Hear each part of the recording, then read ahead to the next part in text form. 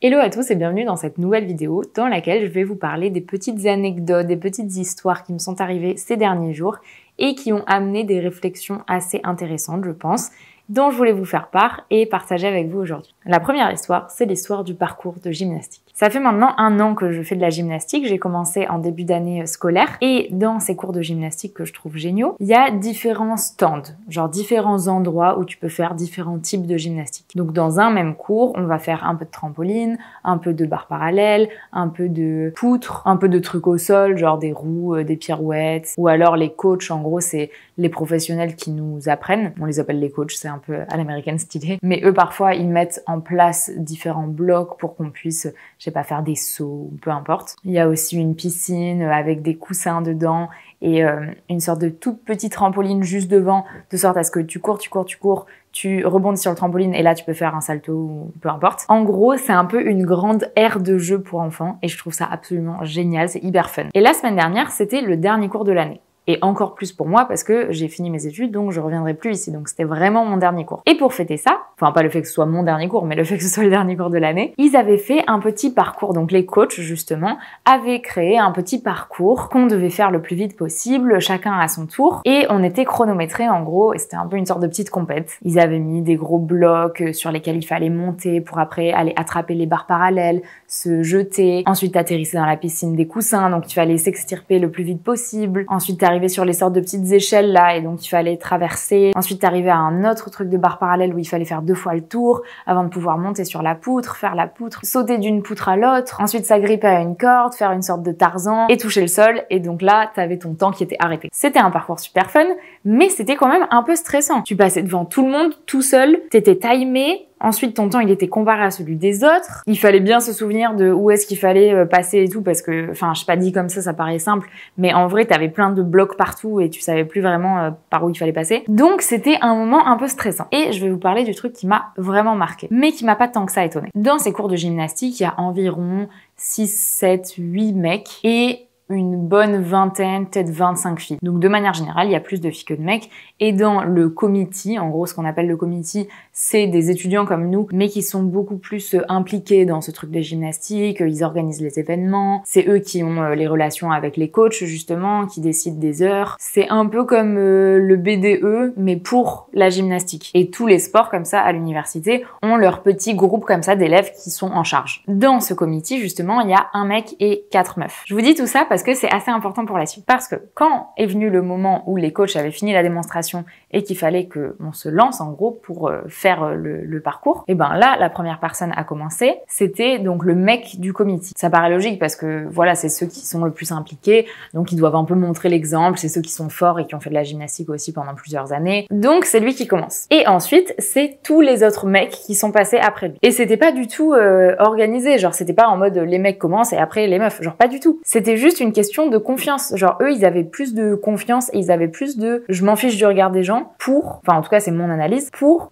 se lancer. Et toutes les meufs, on était là, tu sais, on discutait entre nous, on se disait ah mais tu vas le faire et tout, toi tu vas le faire, toi tu vas pas le faire. Et ça montre juste la confiance qui est de manière générale, je fais des généralités, qui est de manière générale plus importante chez les mecs. Et en plus, c'est même pas un truc de performance, tu vois, parce que ce mec justement qui l'a fait en premier, il l'a fait un peu n'importe comment, tu vois. C'était un peu pour faire rire tout le monde aussi et je pense détendre l'atmosphère. Genre à un moment, il s'est rétamé sur le ventre, du coup tout le monde a rigolé et lui aussi rigolait. Enfin, tu vois, il le faisait pas, il le prenait pas au sérieux pour faire le meilleur temps et être le meilleur, tu vois, pas du tout. Mais c'est quand même lui qui a eu le courage un peu de commencer. Et en fait, c'est un truc qui me saoule un peu parce que j'aimerais bien, des fois, agir plus comme un mec dans ce sens de je m'en fiche. Dans cette spontanéité de j'ai envie de le faire, je me pose pas la question de ce que les autres vont penser de moi, je me pose pas la question de si je vais tomber, si je vais me taper la honte, si je vais, je sais pas, me faire mal. Juste, j'y vais parce que j'ai envie. Et c'est dans ce sens-là que parfois j'admire un petit peu cette manière d'être. D'un autre côté, c'est aussi frustrant parce que j'aimerais qu'il y ait plus de meufs de manière générale qui aient cette confiance aussi. Et j'aimerais être aussi ce genre de meuf qui dit vas-y, moi je commence, je m'en fiche. Mais je le suis pas. Parce que la réalité, c'était que j'avais peur et que j'avais absolument pas envie de passer en première ou dans les premiers. Et en fait, les meufs, on est passé bien après, une fois que, tu sais, les premières personnes qui passent, toute l'attention est sur elles, vraiment, on regarde bien le chrono et tout. Et puis au fur et à mesure, les autres d'autres vont faire d'autres trucs dans la salle de gymnastique, il y en a qui repartent faire du trampoline, donc toute l'attention n'est plus juste sur la personne qui est en train de passer. Et c'est à ce moment-là, quand la tension se dissipait un peu, que moi-même ainsi que d'autres filles, on s'est décidé d'y aller. Et j'ai même une pote à moi qui m'a dit bon vas-y, moi je commence à passer et dès que je suis partie, genre toi tu passes en même temps, comme ça on sera deux sur le parcours en même temps et l'attention elle sera un peu séparée. Et ça, je trouve que, et j'étais grave d'accord parce que moi aussi j'avais pas envie d'avoir l'attention sur moi, mais ça montre que on a plus peur quand même du regard des gens et qu'on a plus peur des qu'en dira-t-on, qu'est-ce qu'ils vont penser et tout. Donc c'est vrai que je me suis fait la réflexion, c'est un peu bête. Et j'aimerais vraiment bien développer plus de confiance en moi et plus de je m'en foutiste pour agir beaucoup plus spontanément et moins réfléchir en fait. D'un côté, je pense que tout ça c'est assez profond quand même. Je pense que ça vient même de l'éducation et du fait que peut-être que les garçons, on les encourage plus à, je sais pas, dépasser leurs limites ou faire des trucs physiques. Et la fille, on va plus faire attention à pas qu'elle ait de boue sur elle ou pas qu'elle ait des égratignures, qu'elle soit toujours bien apprêtée. Voilà, en tout cas, ça a amené des réflexions. Et j'ai eu des pensées comme ça et je me suis dit que vous en parler c'était une bonne idée parce que je trouve que c'est un sujet et un débat intéressant. Et c'est sûr qu'il y a plein de raisons à ça et que c'est pas toujours vrai non plus. Mais là, en tout cas, j'ai trouvé ça vraiment flagrant et un peu triste en même temps. La deuxième histoire, c'est l'histoire du téléphone perdu. Ce jour-là, je venais de passer mon oral. J'avais donc fini ma présentation de fin d'année pour mon gros projet de fin d'études, de dernière année d'école d'ingénieur. Donc, j'étais vraiment contente. Genre, c'était un peu le moment où j'étais en vacances. D'ailleurs, c'était un moment un peu bizarre parce que tu le réalises pas vraiment, tu vois. C'est un peu genre, bon ben, voilà, t'as fini ta présentation, merci, genre tu peux partir. Et j'avais vu sur les réseaux des gens qui disaient un peu la même chose, qui disaient c'est une sensation trop bizarre quand tu rends ton dernier devoir en ligne, genre tu uploads le document et puis voilà, genre t'as fini, t'es diplômé, tu vois. Mais bref, refermons la parenthèse. Étant donné que j'étais fière de moi d'avoir passé cet oral et que j'avais eu un peu la pression avant et tout, j'étais stressée. Donc, j'avais envie de me féliciter et de m'offrir un petit truc qui changeait un peu de d'habitude. Et pour faire ça, je suis allée en ville me manger un petit goûter avec un petit chai latte, tu vois. Très cliché, mais très cool, on adore. Ça changeait un peu de d'habitude, c'était pour marquer le coup. Enfin, marquer le coup, c'est un grand mot, mais c'était juste un petit goûter, mais c'était cool, quoi. J'étais toute contente, je mange mon petit goûter, j'ai fini, je pars. Et au moment de partir, je commence à prendre une direction pour aller chez moi. Et au final, je me dis, non, en fait, j'ai envie de passer par une autre route. Donc, je change de direction, je passe par l'autre route. Et au moment où je suis en train de marcher un peu plus loin, j'entends une sonnerie de téléphone, qui était pas la mienne, je savais que c'était pas la mienne. Donc je regarde, j'essaye de voir d'où ça vient, et je vois par terre, sur une marche, un téléphone perdu avec un briquet. Donc j'essaie de regarder autour de moi pour voir s'il n'y a pas la personne à qui ça appartient qui est autour, tu vois. Pas du tout, il y avait personne. Enfin si, justement, il y avait un monsieur qui marchait juste à ce moment-là et qui m'a vu me retourner sur le téléphone et aller l'attraper pour répondre. Il a dû se dire, elle va voler le téléphone. Donc j'attrape le téléphone et le temps que je réalise, que je regarde autour de moi si ça appartenait pas à quelqu'un, l'appel s'arrête. C'était un téléphone un peu ancien qui avait pas de code. Tu sais, avec les touches où tu dois appuyer 3 fois pour avoir une lettre. Bref, un vieux téléphone. Donc vu qu'il y avait pas de code, j'ai pu aller dans les anciens appels qui étaient faits, j'ai rappelé cette personne qui était en train d'appeler, je lui ai dit c'est pas mon portable en gros, mais si vous avez un moyen de contacter la personne à qui appartient ce téléphone, est-ce que vous pouvez le faire? Et elle était un peu paniquée, je pense que c'était une petite mamie aussi, elle était là genre oh là là mais mince, comment il va faire et tout. Et elle avait aucun autre moyen de le contacter, je crois qu'elle savait pas trop où il habitait, c'était un ami, ou bref. Je lui ai dit bon c'est pas grave, je vais trouver un autre moyen. Je retourne dans les derniers appels passés et j'appelle la personne juste avant. Donc lui il me répond, trop sympa, il me dit ah mais oui je sais où il habite, je vais lui dire il habite avec un ami, donc je vais appeler l'ami, peu importe. Et c'était juste en face d'un petit théâtre cinéma trop adorable, donc je dis au mec au téléphone, je vais déposer le téléphone à ce petit cinéma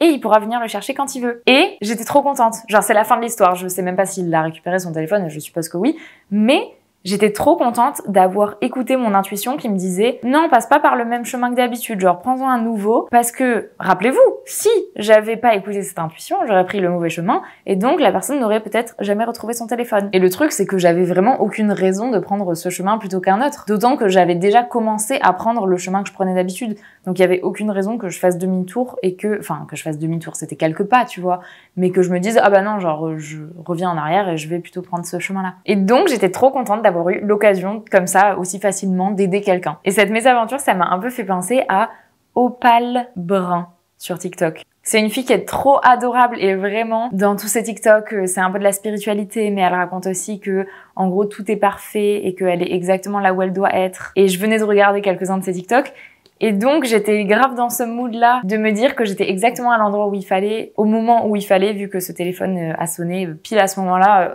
alors que j'étais vraiment en train de marcher en face de lui, genre il a commencé à sonner à ce moment-là. Et que c'est comme ça que je me suis rendu compte qu'il était là d'ailleurs, parce que sinon j'aurais pas du tout regardé à cet endroit-là par terre. Donc tous ces petits éléments, le fait que je change de direction au dernier moment, le fait que le téléphone commence à sonner pile au moment où je passe devant, le fait que ce mec du coup que j'ai eu au téléphone après savait comment contacter la personne et que ça s'est fait hyper simplement en fait. Le fait que c'était en face de ce cinéma, donc que j'ai pu déposer le téléphone à cet endroit-là facilement, parce qu'en plus les gens là-bas sont hyper sympas. Tout a trop bien work out. Donc ça m'a fait trop plaisir et je voulais le partager avec vous. Un dernier truc dont je voulais vous parler aussi, c'est pas vraiment une histoire, mais c'est plus des petits conseils par rapport à la lecture, parce que j'ai fini du coup le livre L'amant de Marguerite Duras, que j'ai adoré. J'ai vraiment adoré. Le style d'écriture est absolument magnifique. Comme je l'avais dit dans une autre vidéo, on comprend pas tout. Des fois, j'ai dû relire des trucs pour me demander de qui elle parlait et à quel moment et tout. Mais il est quand même génial. Et comment j'ai fait pour recommencer à prendre l'habitude de lire aussi facilement? C'est en fait depuis que j'ai réalisé que j'avais ce petit endroit trop cool sur le bord de ma fenêtre. Parce que maintenant, j'ai l'impression de miss out, genre de manquer quelque chose à chaque fois qu'il y a un rayon de soleil et qu'il fait beau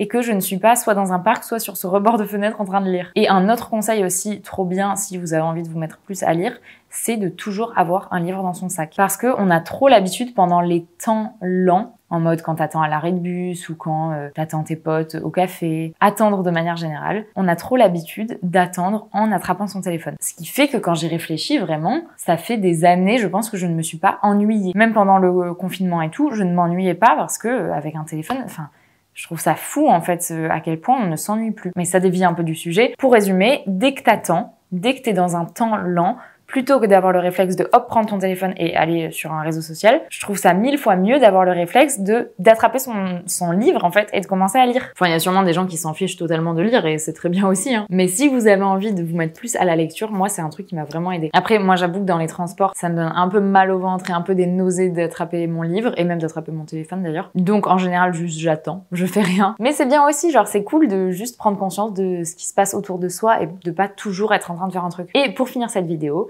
je voulais vous montrer 5 livres que j'ai achetés de seconde main. Il y a un magasin qui est vraiment incroyable ici. Et il y en a un peu partout en Angleterre, en fait. C'est des sortes de charity shops dans lesquels ils vendent des livres à 1, 2, 3 livres. Enfin, 3 livres, 3 pounds. Je trouve que c'est absolument génial de donner une deuxième vie à un livre comme ça. Bon, en général, ils sentent un peu le renfermé, un peu le moisi, donc il faut les mettre au soleil pendant un petit moment pour que les odeurs partent. Mais je trouve ce principe absolument génial. Et je voulais vous montrer les petits livres que j'ai achetés parce que j'ai mis une story sur Insta, celle-là. Et on m'a demandé de faire un petit haul livre et c'est vrai que j'ai pas du tout parlé de ces livres-là. En plus, si vous en avez lu certains, peut-être que vous pourrez me donner vos avis. Donc je vous montre. Le premier, c'est The Pig That Wants to Be Eaten, le cochon qui voulait être mangé. J'ai l'impression, donc j'ai juste feuilleté, hein, mais j'ai l'impression que ce livre, c'est un peu, vous voyez, il y a différents chapitres comme ça, 30, 36, voilà, peu importe. Il y a des chapitres et chaque chapitre est une sorte de petite histoire. C'est un peu des cas philosophiques de bien ou mal, j'ai l'impression. Bah là, par exemple, l'histoire du cochon, qui est sûrement une des histoires du livre, c'est en gros, est-ce que c'est ok, est-ce que c'est bien de manger un cochon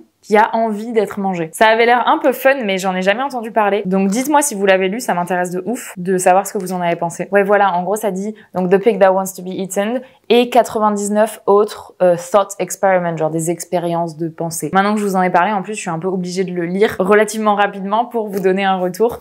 Donc c'est bien, ça va me motiver. Et lui, il était à 2,50 $. C'est vraiment génial, c'est trop bien. Un autre livre que j'ai acheté, Cosmic Consciousness Revisited. C'est un livre qui a l'air un peu perché. Hein. Il a l'air complètement perché même en fait. Mais il me tentait bien. C'est spiritualité, psychologie. Et au moment où je suis passée à la caisse d'ailleurs, le mec a commencé à me parler d'un autre livre qu'il était en train de lire, un peu sur le même sujet de la conscience. Et ça partait un peu loin, mais bon, après moi c'est des trucs qui m'intéressent. Hein. Je dis pas que je vais être d'accord à 100% avec tout ce qu'il y a dans ce livre. C'est juste que j'aime bien me confrontée à des idées qui sont un peu différentes des miennes. Pas très différentes non plus parce que je pense être une personne assez spirituelle quand même.